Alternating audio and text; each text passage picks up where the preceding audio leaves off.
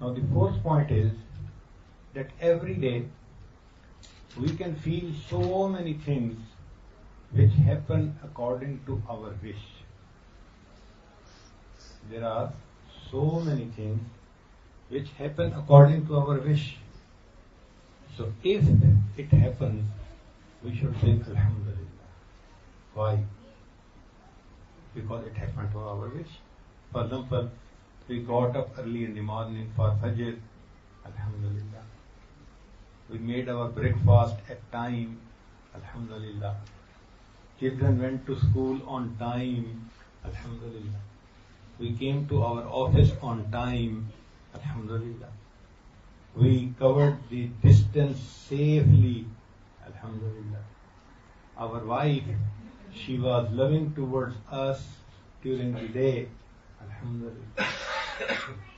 We wanted to do something and we did it, Alhamdulillah. So all those things which we do according to our own ambitions, so it is important for us to make shukr to Allah subhanahu wa ta'ala for that.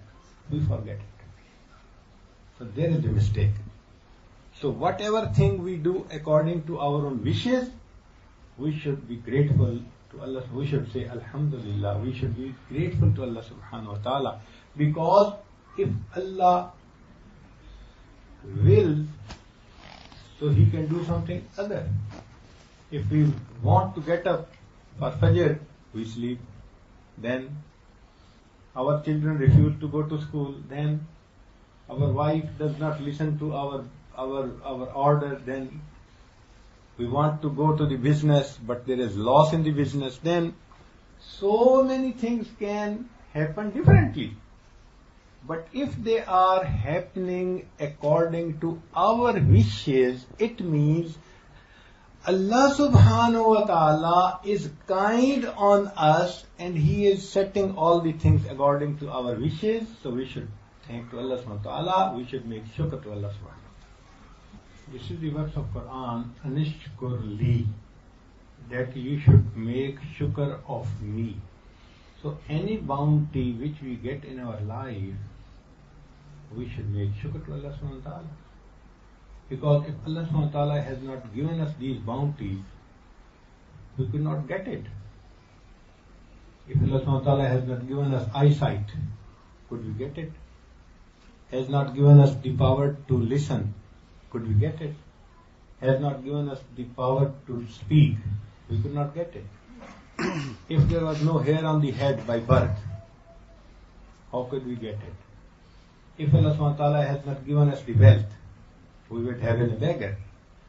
If Allah subhanahu wa ta'ala has not given us the respect in this life, we would have been publicly insulted. If Allah has not given us health, we would have been sick. If Allah has not given us children, we would have no child. So if Allah subhanahu wa ta'ala has given us all these bounties, so we are duty bound that we should make shukr to Allah subhanahu wa ta'ala who blessed us with these bounties. In Quran Azim al-Shan, Allah subhanahu wa ta'ala has described وَقَلِيلٌ مِّنْ عِبَادِيَ الشُّكُورِ, that those persons who make shukr to me, they are very few. It means that most of us do not make shukr to Allah subhanahu wa ta'ala. وَقَلِيلٌ مِّنْ عِبَادِيَ الشُّكُورِ, and there are few people who make shukr to me. So we should try to make shukr to Allah subhanahu wa ta'ala all the time. Now I am going to give an example. Suppose if there is one engineer and he wants to go for a job. So if he will go there and he will appear for an interview and he will not be selected, then he will come back. So the father asks him, what happened? He will say, they did not select me. It is the will of Allah subhanahu wa ta'ala. Because they did not select him, So what he is saying, it is the will of Allah subhanahu wa ta'ala. But if he went for interview and they selected him, no, he will never say it's the will of Allah. When he will come, he will say, oh, he asked this, I answered this. He asked me this question, I answered this question. No, he will say, I. What is I? Why you are not saying it was the will of Allah subhanahu wa ta'ala? So it is our nafs. When we have failure, we just say it is wish of Allah subhanahu wa ta'ala. And when there is success, we attribute to ourselves. We did this. This is against shirk. He should have said, yes, Allah subhanahu wa ta'ala was kind to me and he gave me the job. So by nature, we don't make shukr to Allah subhanahu wa ta'ala.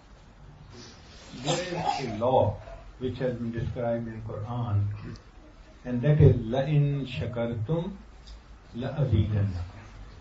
That if you will make shukr to me for my bounties, then I will increase my bounties. So the person who makes shukr to Allah subhanahu wa ta'ala, Allah subhanahu wa ta'ala increases the bounty, Allahu Akbar. And if you don't make shukr of Allah subhanahu wa ta'ala, Allah can take the bounties back. Now I am going to tell one story. There was a businessman who was very rich. He made a very beautiful house like palace. And then he got married with a very beautiful woman. So one day he was sitting with his wife and eating food.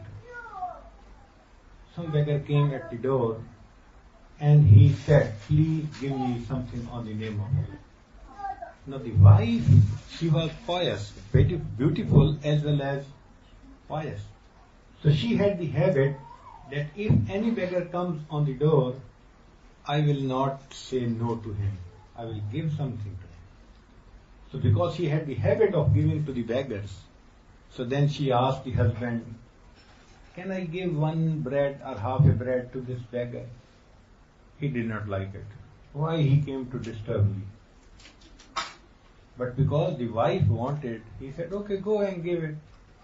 So she took a piece of bread and she went at the door to give it to the beggar. Now it takes time to go and to come. It took few minutes.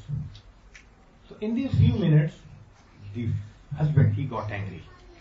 When she came back, you spent so much time. These beggars are not good people. They are this, they are this, they are this. So he started cursing them. So when he cursed, Allah subhanahu wa ta'ala did not like it. That you are humiliating a person who is poor. Allah subhanahu wa ta'ala did not like it. And then Allah changed his decision. No, the days started changing. He went to his business, made a decision, big loss, big loss, big loss. Instead of profit, no, he started getting loss, until he had lot of debt on his head. So people wanted, give us our debt. So he had no way to sell his house. So he said, okay, I am going to sell my house. So he sold his house. So after some time, he said that, okay, I cannot support my wife because I have nothing in my hand.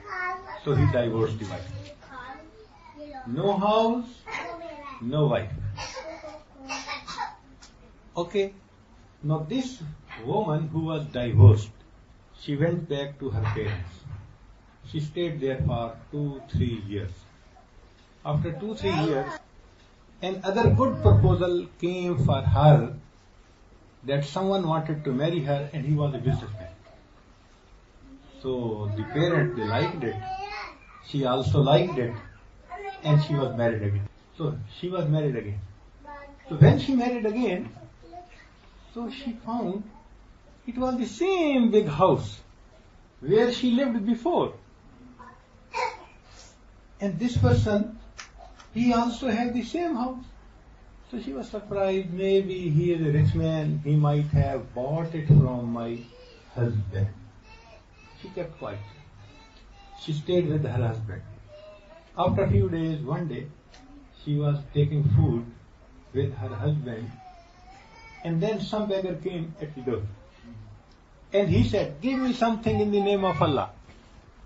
Because she had the habit of giving to the beggars, she could not say no. So she asked the husband, "Can I give a piece of bread to this beggar?" He said, "Okay, well and good. Take it and give it to him." So then she went and she opened the door. She looked at the person who was begging. Oh, he was his previous husband. So she shouted, "Oh, you are here." So then husband, he listened.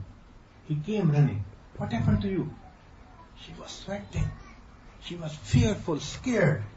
She said, "Oh, on my door, my previous husband has come and he is begging." Oh, then his new husband, he said, "Okay, don't worry, come on." So he brought her to the room and gave her something to drink. She felt relaxed. Then he told, "Okay, can you remember my face?" She said, "Your face? You are my husband?" She said, "Yes. There was one time when I was a beggar, I came on your door to beg, and you gave me a piece of bread." Subhanallah. One day, he was a beggar, he came to beg. And this person, he had bounty. But because he made takabbur, Allah made him beggar to stand on the same house on the door, and Allah gave his wife to this beggar and he became a beggar. Allah. So if we do not make shukr to Allah subhanahu wa ta'ala, Allah can put us on the other side of the table. Now we give to the people. And if Allah will put us on the other side of the table, we will beg from the people. So we should try to make shukr to Allah subhanahu wa ta'ala. Oh Allah, how many bounties you have given to us, we do not deserve. So we are grateful to you. Alhamdulillah. There is a hadith of Rasulullah sallallahu alaihi wasallam that for deen, look at the life of people who are above you. And for dunya, look at the life of people who are below you. It's a very beautiful rule. Why? Because if you will look at the life of the people in deen who is above you, then you will say, "Oh, I just make namaz, he makes tahajjud. I make 100 times istighfar, he makes 500 times. I just make 100 times Durood Sharif, he makes 500 times Durood Sharif. Oh, he follows the Sunnah more than me. Oh, he is worshipping in the day, in the night."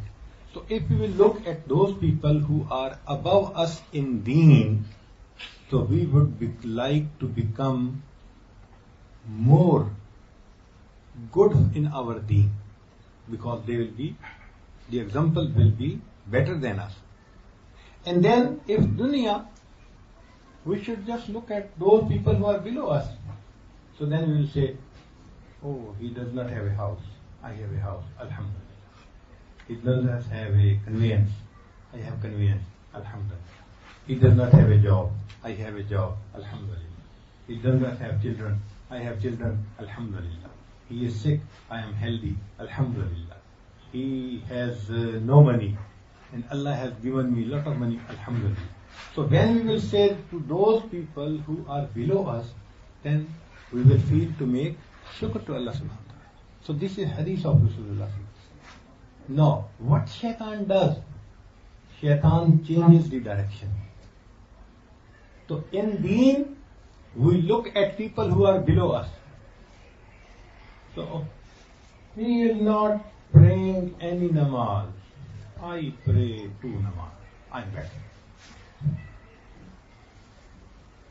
Oh, this person, he is drinking. I'm not. I'm better. So we look those people who are below us.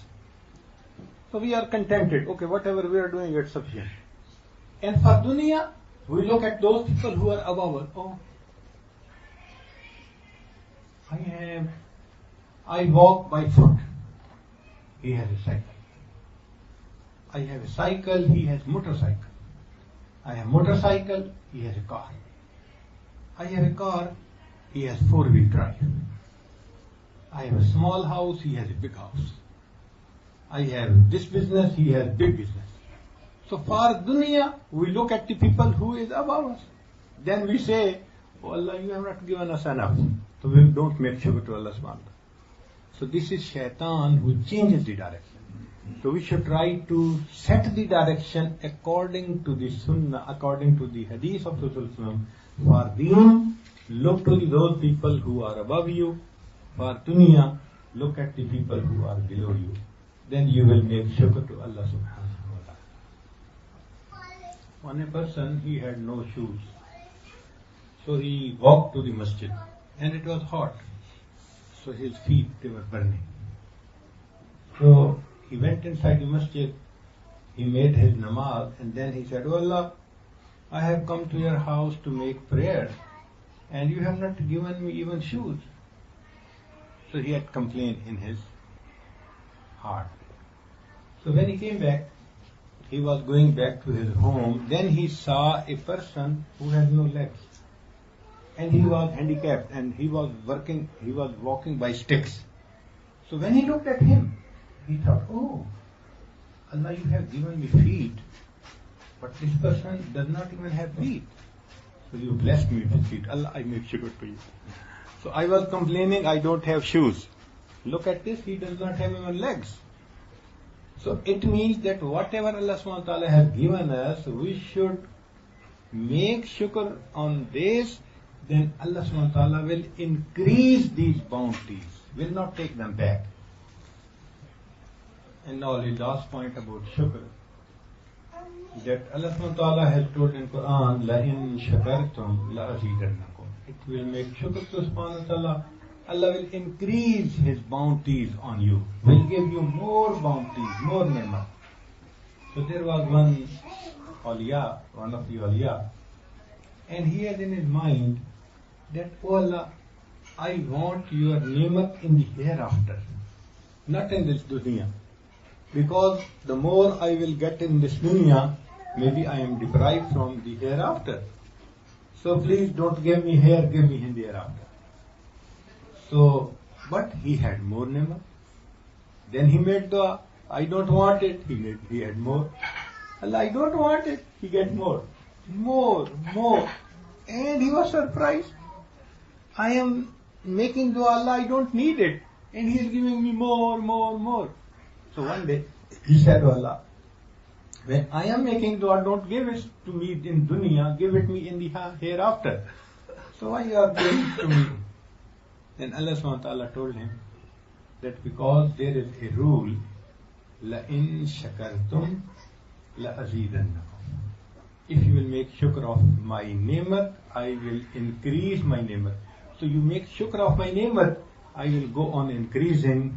So you don't stop making shukr, how I can stop giving it to you? Allahu Akbar Kabir. So we learned this point that anything which happens according to our wish, we should make shukr to Allah subhanahu wa ta'ala. Second point, there are so many things which happen against our wish. So if it is like that, then we should make sabr. Like we get the bounties, we make shukr. The other side is that if we don't get it, what we should make? We should make sabr on that. Keep patience on that. Now everything in this world happens according to the order of Allah subhanahu wa ta'ala. So if Allah subhanahu wa ta'ala has sent some bad circumstances for us, sickness to us, then we should make sabr because we should obey. We should not criticize. Now what happens? People start criticizing. Why? When you got bounties, you had to make shukr. If you do not get it, don't criticize. Now you should make sabr because Allah subhanahu wa ta'ala wants you. Do you make sabr or not? Good circumstances or bad circumstances, they all are written in our taqdeer. And they are from Allah subhanahu wa ta'ala. And this is a test for us. Sometimes Allah subhanahu wa ta'ala gives something and then He feels whether He makes shukr or not. And something He does not give something, deprives something. And He wants to know whether He makes sabr or not. So sabr and shukr both are the tests from Allah subhanahu wa ta'ala. So if we are in this condition, we should make shukr. If we are in this condition, we should make sabr.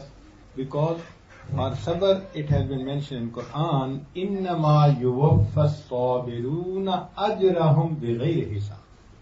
Subhan. Allah subhanahu wa ta'ala gives the person who keeps patience the reward which is beyond our imagination. There was a big alim, but he was a qari of Quran, lover of Quran, and his voice was very beautiful. Subhanallah.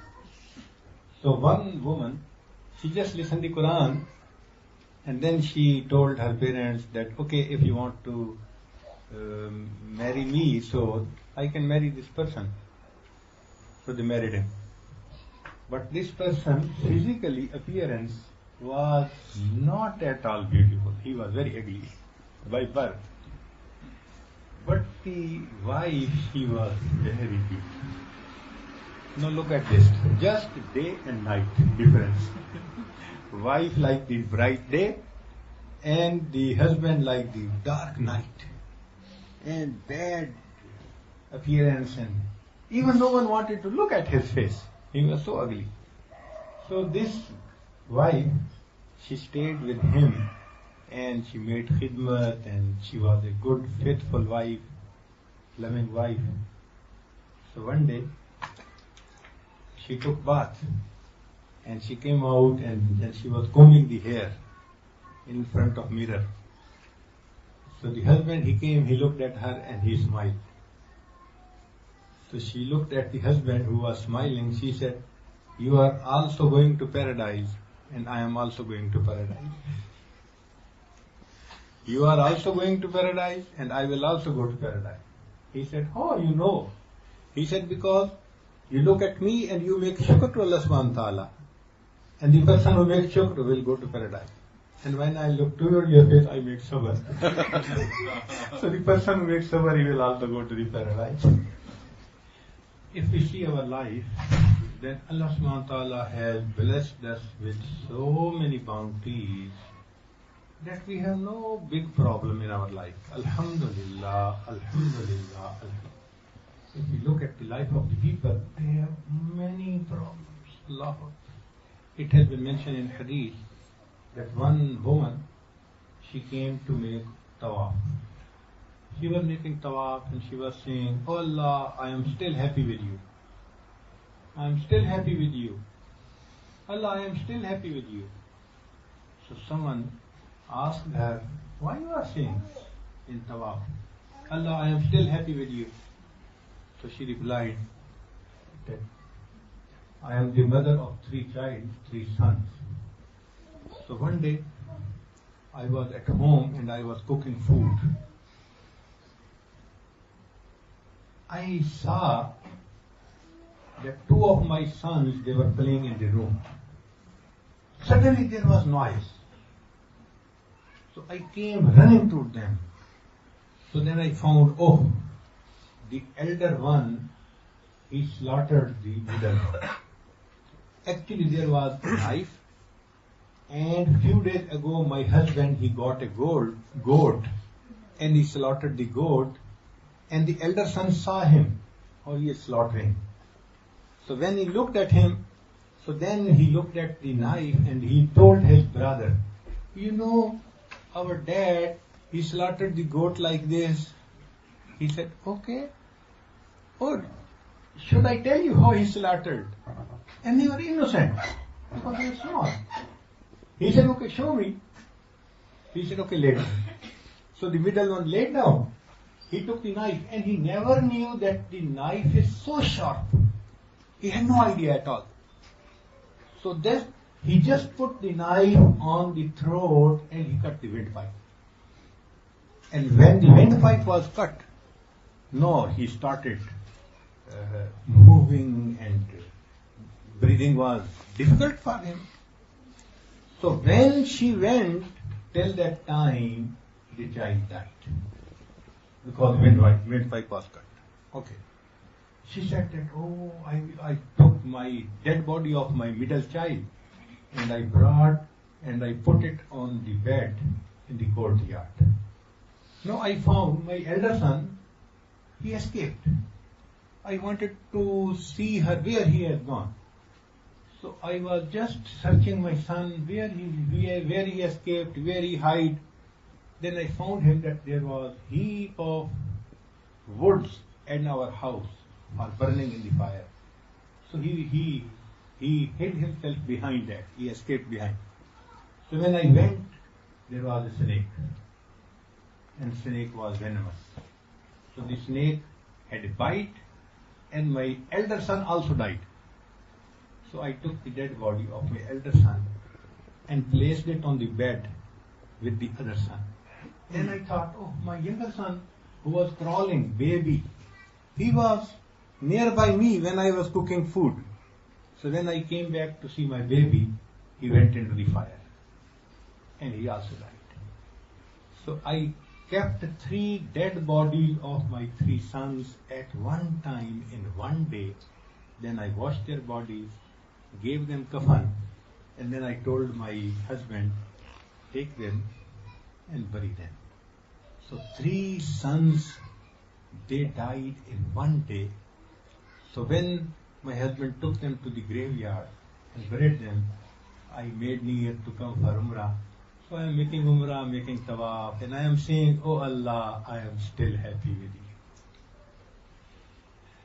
Allahu Akbar Kabira. Can we imagine a mother who has this mishap in her life, but still she has so much sabr that she is making tawaf and she is saying, oh Allah, I am still happy with you. I am still happy with you. So these are the person who will get lot of ajr on the day of judgment by Allah subhanahu wa ta'ala.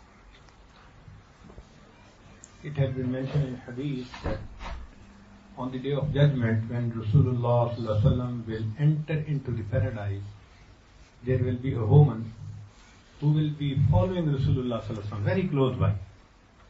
And Rasulullah sallallahu alaihi wasallam will be surprised. Oh, the people who are behind me, one of them is woman. So then he will ask the angels, who is this woman who is so close to me, wants to enter into the paradise? Then the angel will tell him that she was a mom of 12 children. All of them, they died in the childhood. So when any child used to die, she used to make sabr. So because she made a lot of sabr in this dunya, so she has been given the reward that now she is entering into the paradise just behind you. One point. Sometimes these bad circumstances, they may come due to our own dua. Important point. Sometimes these calamities, they come maybe due to our dua. Oh, no one makes dua, oh Allah give me calamities, bad circumstances. Yes, the reason is, you made dua, oh Allah, give me shafa'at of Rasulullah sallallahu alaihi wasallam on the day of judgment. Now Allah accepted the dua. But our actions are not so good that we get the shafa'at. So how we will get? Then Allah sends some sickness, sends some sadness, sends some calamity. If we make sabr, so Allah makes this sabr a reason for us to get the shafa'at of Rasulullah sallallahu on the day of judgment. So if we make sabr, then Allah will compensate it much more than our imagination. So whatever calamity we get in this world, we are given ajr on that. So that's why we should make sabr, because we will get the ajr on that. Subhanallah, Allah subhanahu wa ta'ala compensates it. So, how Allah subhanahu wa ta'ala compensates it, I will tell one story, and then I will switch to the next topic. There was a one pious lady, her husband was also very pious, a big believer. She had ambition in her heart, I want to see Rasulullah sallallahu in my dream. I want to make a ziyarat of Rasulullah sallallahu. So for that she used to recite Durood Sharif, she used to make Salatul Hajat, she used to make lot of dua, but she never saw Rasulullah entering. So one day she talked to her husband and said, I am making lot of ibadat, lot of dua, and I wish to see Rasulullah sallallahu in my dream, but I could not. So if you know some amal which I can do, so I will do it to see Rasulullah sallallahu in my dream. Husband replied, okay, whatever I will say, you will do it. She said, yes. He said, okay, tomorrow is Jummah, and before Jummah you should take bath, and you should take all those clothes which you wore when you were a bride, and all the jewelry, and with good makeup. Wear all the jewelry and the bridal dress and good makeup, and I will come and I will tell you your dua is accepted. So she was innocent. She believed it. Age was 75. 75 years old lady, she is asked by the husband to become a bride. So next day she took bath and missing few teeth, but still she put something to clean the teeth, and then she took the bridal dress and all the jewelry and became just like a bride, and makeup and everything. So she was sitting that my husband, he told me to be like this, so I am sitting like this. Now the husband was 80. His age was 80. So when he made his Jummah prayer, he went to the house of the brother of his wife. And he went there and he said, you know, I am 80, and come and see what is the state of your sister.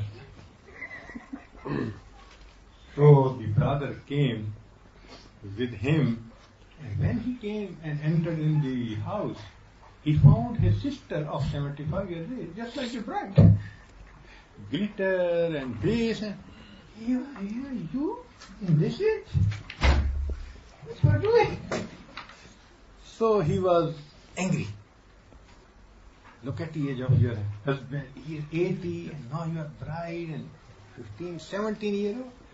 Oh, she was heartbroken because she had lot of anger of the brother. So she was heartbroken. She started crying. And then the brother went and crying, she slept.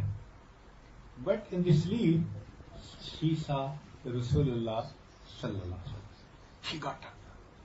She was sad on one side and happy on the other side. She was sad on one side. My husband told me to become like this, so why he complained to my brother? So she was sad. But on the other side, she was happy. Oh, Alhamdulillah, I saw Rasulullah sallallahu alaihi wasallam in my dream. So when the husband came from masjid, so she said, what you did with me? You told me to be like this, and you complained to my brother. So the husband, he replied, I know your life. You are a very pious lady. You worship a lot. You make Durood Sharif. You make istighfar. You recite Quran. You make namaz. Everything you do. But you had a wish in your heart. You wanted to see Rasulullah sallallahu alaihi wasallam in dream. And you did lot of amal for that. But no result. When you came to me and you said that you wish to see Rasulullah in your dream, so I thought that you will be able to see when you will be heartbroken. Allah will be merciful to you. So I told you to become a bride. And then I complained to your brother, and he came and he insulted you. And when you were heartbroken, Allah was merciful to you. He fulfilled your ambition. So there is a hadith Qudsi that Allah subhanahu wa ta'ala, He said, Ana inda munkasiratil qulub. That the person who is heartbroken, I am in the heart. You will find me in the heart of that person. So when some person is sad and he is grieved and he had lot of problems, Allah says, you will find me in the heart of that person who is heartbroken. So whenever you become heartbroken, make sabr. You will get the reward on that.